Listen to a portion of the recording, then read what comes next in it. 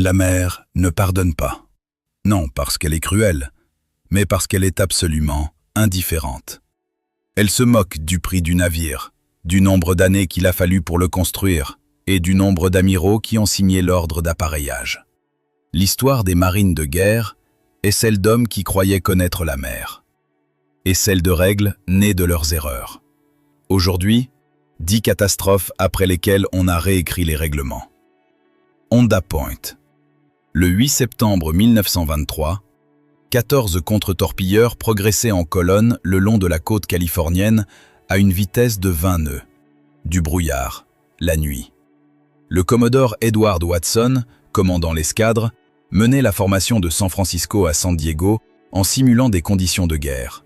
Silence radio, vitesse élevée, aucun ralentissement pour sonder la profondeur.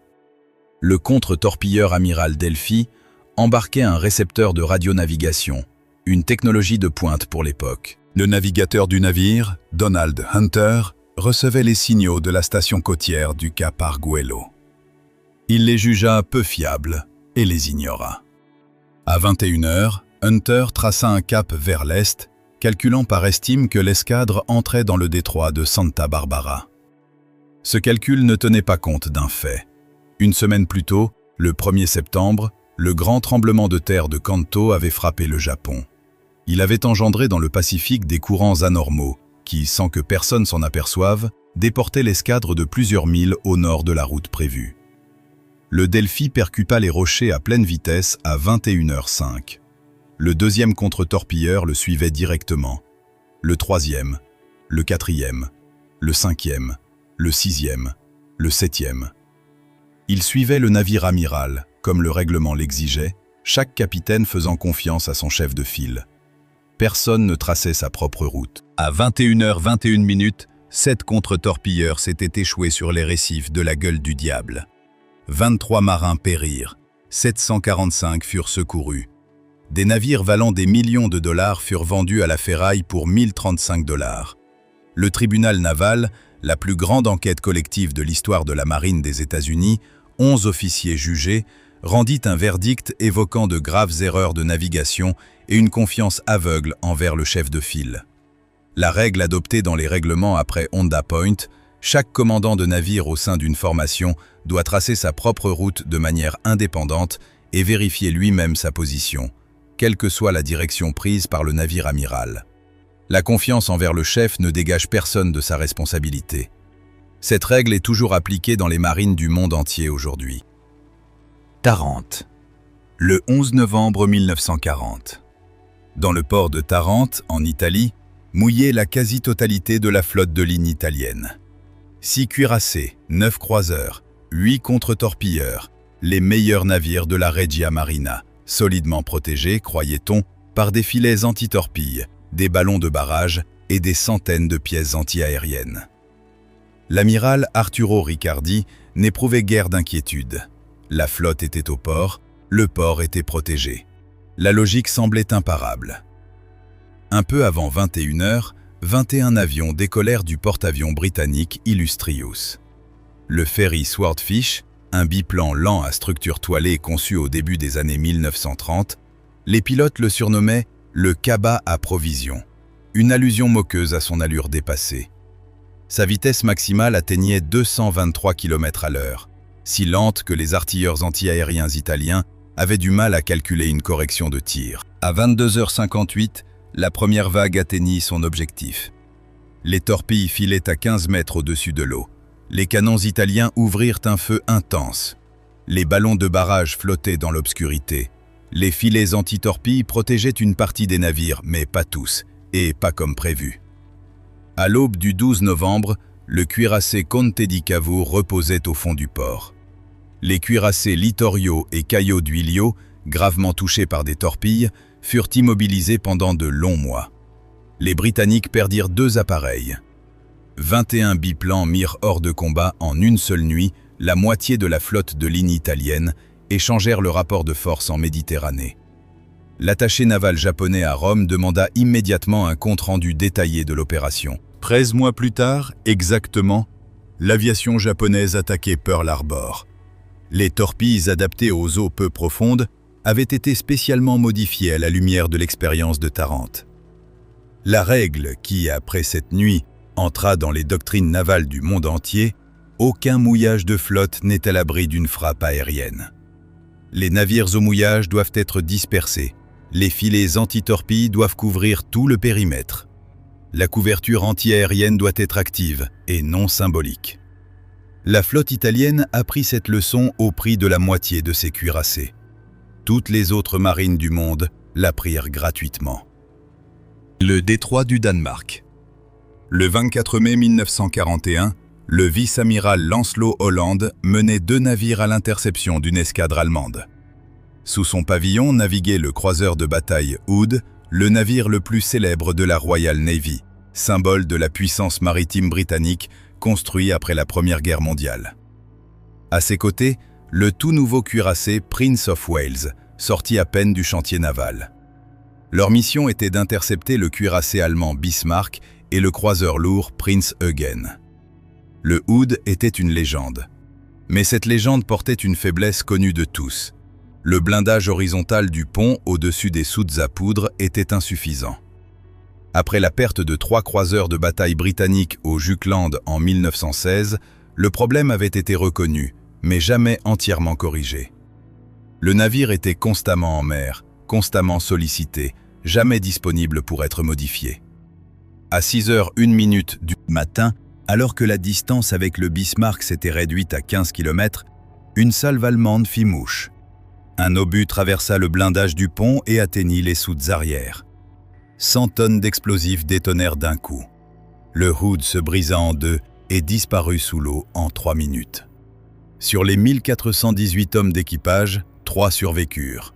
Ted Briggs, Bob Tilburn et Bill Dundas.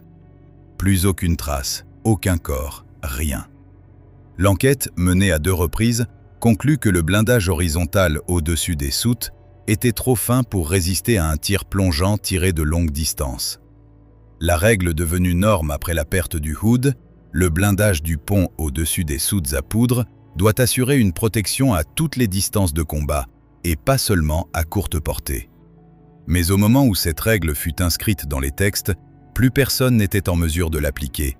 L'ère des duels d'artillerie entre cuirassés touchait à sa fin. Le Pacifique. Décembre 1941, août 1943.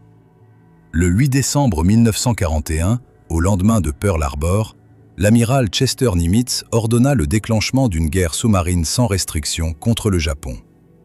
Les sous-marins américains partirent à la chasse et ne prirent presque rien.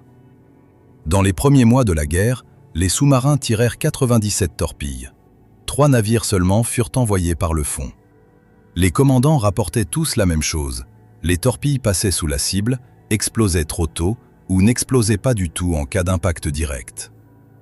Le Bureau de l'armement de la Marine, une structure puissante et pratiquement irresponsable, répondait toujours de la même façon. Les torpilles étaient en bon état. Le problème venait des équipages, de mauvais angles de tir, d'un entraînement insuffisant. La torpille Mark 14 présentait 4 défauts majeurs. Elle plongeait 3 mètres plus bas que la profondeur réglée. Son détonateur magnétique se déclenchait prématurément à cause du champ magnétique terrestre. Son détonateur à percussion se brisait lors d'un impact direct. Plus le tir était précis, moins il y avait de chances d'explosion. Et parfois, la torpille décrivait un cercle et revenait vers le sous-marin qui l'avait tiré. Aucun de ces défauts n'avait été détecté avant la guerre, car les torpilles coûtaient cher, environ $10 000 pièce, et le Bureau de l'armement n'avait jamais mené d'essai en conditions réelles. Tous les tests s'étaient faits avec des charges d'exercice. L'amiral Charles Lockwood, commandant les forces sous-marines de la flotte du Pacifique, livra bataille contre le Bureau de l'armement pendant 2 ans. En juin 1942, ces sous-mariniers tendirent un filet de pêche dans une baie australienne et y tirèrent des torpilles réglées à une profondeur de 3 mètres. Le filet fut tranché à des profondeurs de 5 et 7 mètres et demi. Le bureau mit en doute la rigueur de l'expérience. En août 1943, le commandant du sous-marin Tinosa revint de patrouille avec une torpille intacte après que son équipage eut tiré 15 torpilles sur un pétrolier à distance idéale. 14 impacts, 0 explosion. Ce n'est qu'alors que Nimitz ordonna personnellement une enquête indépendante. En septembre 1943, 21 mois après le début de la guerre, les 3 défauts principaux furent enfin corrigés. Chacun d'eux avait été identifié et résolu non par le bureau de l'armement, mais par les équipages des sous-marins eux-mêmes, sur le terrain. La règle devenue norme après cet épisode pour toutes les marines du monde. Une arme de combat doit subir des essais obligatoires sur cibles réelles avant d'être adoptée. Aucune économie sur les essais. Aucun système n'est considéré opérationnel sans performance de combat vérifiée. Cette règle a coûté 21 mois de guerre et des centaines de navires envoyés par le fond qui auraient pu l'être bien plus tôt. La mer de Barents. Le 4 juillet 1942, le convoi PQ-17 avait quitté l'Islande le 27 juin 1942. 34 navires marchands chargés de matériel militaire faisaient route vers Arkhangelsk. Chars, avions, camions, munitions destinés au front soviétique. Le convoi était escorté de contre-torpilleurs et de croiseurs, suivis à distance par des navires de couverture plus lourds. Le 4 juillet, le renseignement britannique reçut l'information que le cuirassé allemand Tirpitz, mouillé dans un fjord norvégien, avait peut-être appareillé. Le premier lord de la mer, l'amiral Dudley Pound, prit seul la décision, sans consulter l'état-major. À 21h11, un ordre partit de Londres pour l'escorte de croiseurs. Se retirer vers l'ouest à toute vitesse. À 21h23, un deuxième ordre suivit. Le convoi devait se disperser et gagner les ports soviétiques par ses propres moyens. À 21h36, une précision fut ajoutée. Le convoi devait se disperser immédiatement. Le Tirpitz, à cet instant, était toujours à l'ancre dans l'Altenfjord. Il ne prit jamais la mer. Les 34 navires se dispersèrent seuls dans la mer de Barents. Les sous-marins et l'aviation allemande n'en croyaient pas leur chance. Le 5 juillet, 12 navires furent coulés en une seule journée. En une semaine, les Allemands détruisirent 23 des 34 navires du convoi. 153 marins périrent. Au fond de la mer de Barents reposaient 430 chars, 210 avions et plus de 100 000 tonnes de matériel. Churchill qualifia cet épisode d'un des plus sombres de toute la guerre navale. Pound mourut en septembre 1943 d'une tumeur au cerveau. L'enquête ne trouva aucun coupable. La décision avait été prise par le premier lord de la mer lui-même. La règle que la perte du convoi PQ-17 a fixée pour toujours, un convoi ne se disperse pas, en aucune circonstance. Des navires dispersés sans escorte sont sans défense, on le savait depuis la Première Guerre mondiale. Mais sous Pound, on l'a oublié pendant une nuit fatale. Cette règle s'applique aujourd'hui encore dans toutes les marines du monde. L'île de Savo. Le 9 août 1942. Les Alliés avaient le radar, les Japonais n'en avaient pas. C'était précisément sur cet avantage que comptait le commandement américano-australien chargé de couvrir le débarquement de Guadalcanal. Le radar était censé garantir la supériorité dans le combat de nuit, ou du moins le croyait-on. Le vice-amiral Gunichi Mikawa conduisait 7 croiseurs et un contre-torpilleur à travers la mer nocturne. Son escadre passa entre 2 navires de garde, des contre-torpilleurs américains équipés de radars et postés en vigie. Aucun des deux ne détecta les Japonais. Les équipages somnolaient. La relève d'écart tomba à un moment malheureux. Le commandant des forces alliées, le contre-amiral Victor Crutchley, avait quitté son navire amiral juste avant l'attaque pour assister à une réunion et n'était jamais revenu. Personne ne l'avait remplacé. À 1h36, Mikawa ouvrit le feu. L'escadre japonaise traversa 2 fois les lignes alliées. D'abord le groupe sud, puis le groupe nord. Torpilles, obus, fusées éclairantes. Le croiseur Canberra fut touché avant même que son équipage ait pu rejoindre ses postes de combat. L'Américain Quincy reçut des coups directs sur la passerelle dans les premières secondes. Son capitaine fut tué sur le coup. L'Astoria brûlait avec une telle intensité qu'on la voyait à des dizaines de kilomètres. En 37 minutes, Mikawa envoya par le fond 3 croiseurs lourds américains et un croiseur australien.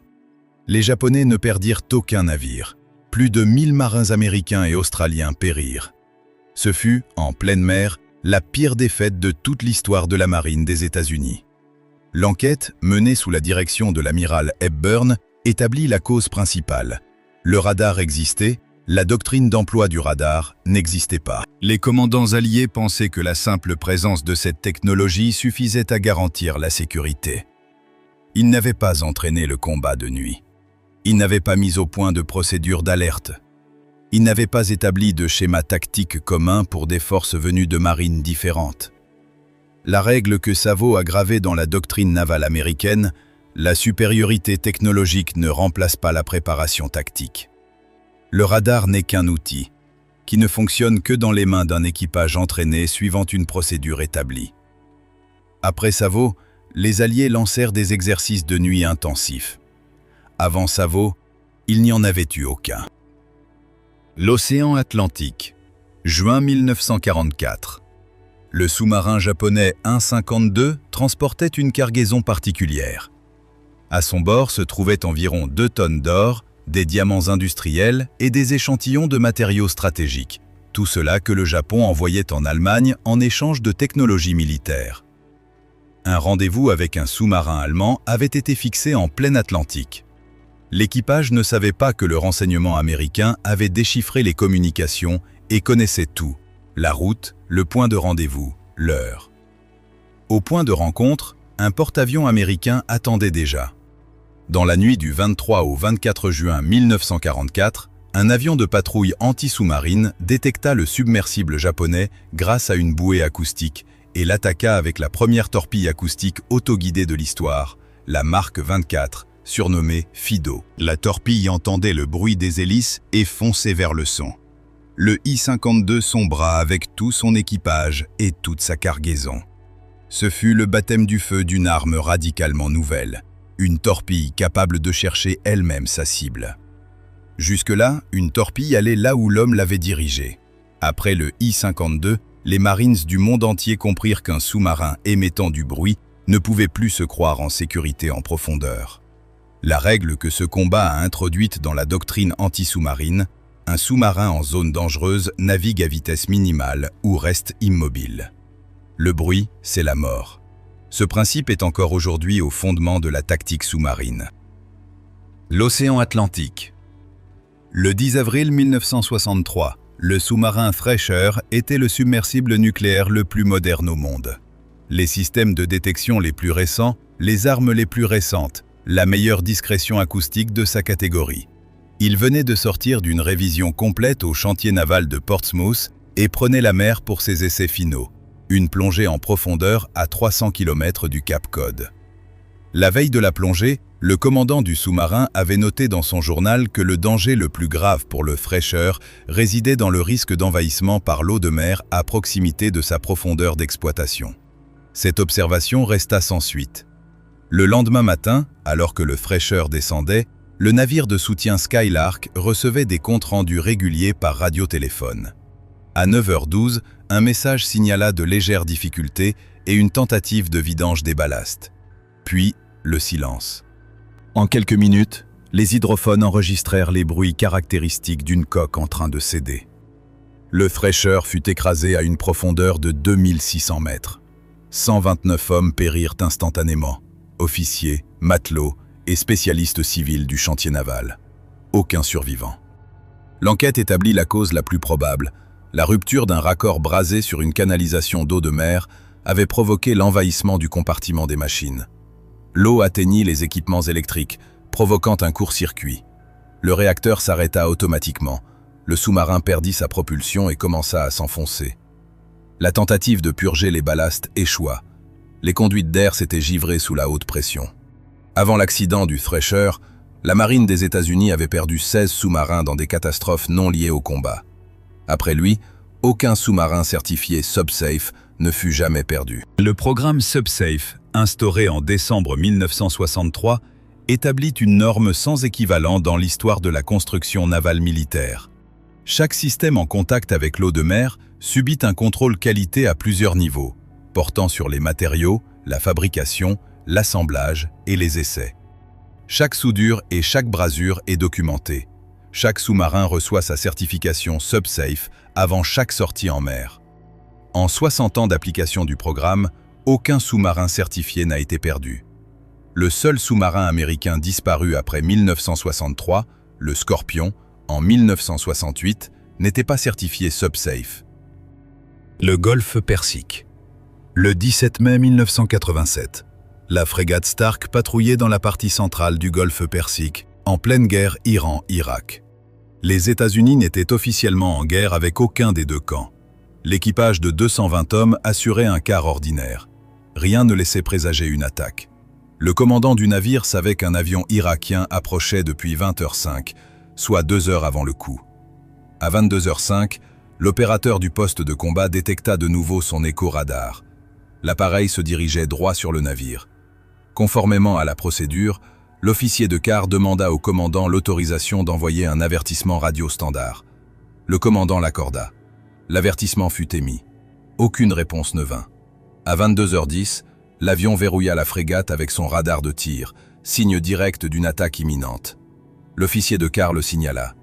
Aucune mesure ne fut prise. Le premier missile Exocet frappa la coque à bâbord à 22h11.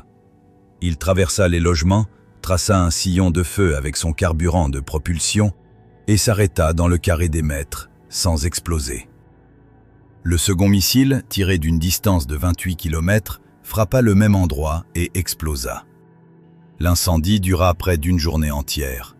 37 marins américains périrent, 21 furent blessés. L'enquête établit que le système de détection des missiles entrants n'avait pas été mis en mode de combat. Les pièces d'artillerie n'avaient pas été orientées vers la menace. Le système de défense rapproché n'avait pas réagi. En somme, l'équipage d'un navire de guerre moderne, présent dans une zone de conflit armé actif, n'était pas prêt à faire face à une attaque.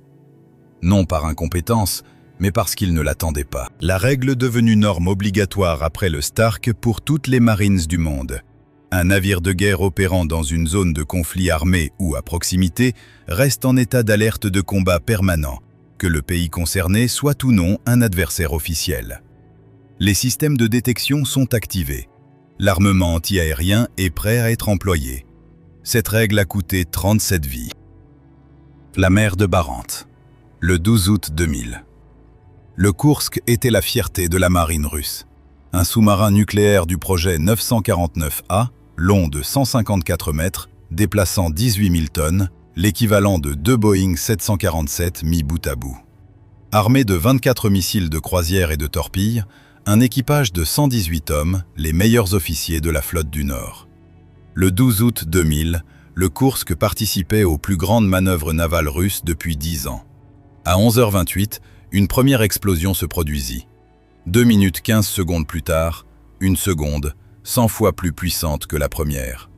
Les sismographes enregistrèrent la secousse en Finlande, en Écosse, en Alaska et en Afrique centrale. Le sous-marin se posa au fond de la mer de Barents, par 108 mètres de fond.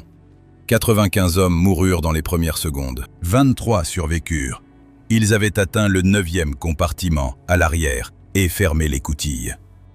Le capitaine de corvette Dimitri Kolesnikov rédigea sa dernière note à 15h15, 4 heures après l'explosion.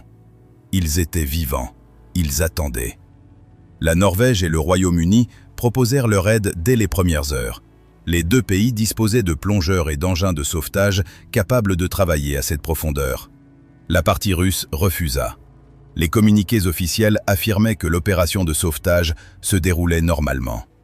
Les engins de sauvetage russes échouèrent à plusieurs reprises à s'arrimer à l'écoutille de sauvetage en raison des dégâts sur la coque, de panne d'équipement et du mauvais temps. L'aide étrangère ne fut acceptée que le 5e jour. Des plongeurs norvégiens ouvrirent l'écoutille du 9e compartiment le 7e jour. Les 23 hommes étaient tous morts. Selon les conclusions de l'enquête, ils avaient survécu environ 6 heures après l'explosion et étaient morts lorsqu'une cartouche d'oxygène tombée dans l'eau de mer s'était enflammée. Les plongeurs norvégiens n'auraient de toute façon pas pu arriver à temps. Il était physiquement impossible d'acheminer le matériel et les hommes en moins de plusieurs jours. Les 23 hommes du 9e compartiment étaient condamnés dès la seconde explosion, indépendamment du moment où l'aide serait arrivée. Mais c'est précisément cela qui a donné naissance à la règle. Non parce que l'aide aurait pu sauver l'équipage du Koursk, elle ne le pouvait pas. Mais parce que, la prochaine fois, les conditions pourraient être différentes. Des eaux moins profondes, un envahissement plus lent, plus de temps disponible.